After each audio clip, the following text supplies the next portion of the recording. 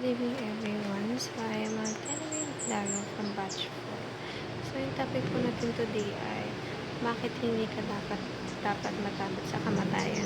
So ang naman ko po sa video ni Pastor Russell dito sa YouTube ay which is basically ang una agad na pumasok sa isip ko is bakit ka nga ba matatakot kung ikaw alam mo sa sarili mo na sa Panginoon Diyos ka na.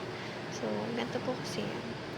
Pag ikaw naniniwala ka na confident ka na pag mamatay ka ay talagang sa Panginoon Diyos ka mapupunta. So, there's nothing to worry about. But if, syempre, matatakot ka talaga pag malaman mo na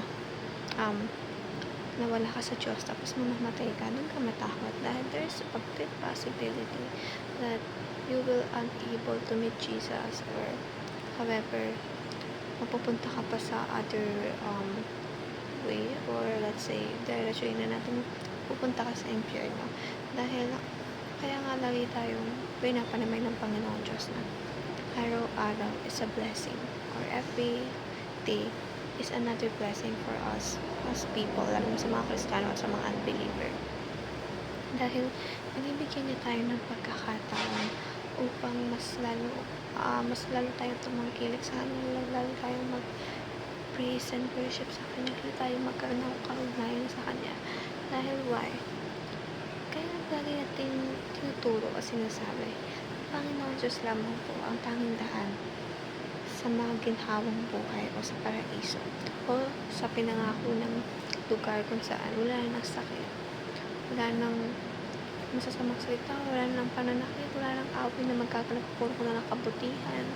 Wala kang talagang makikita or makifeel or magagawang anything na opposite ng isang masamang gawain o magandang gawain. Kaya dapat ang bawat araw natin na hindi natin sinasayang sa hindi makabuluhang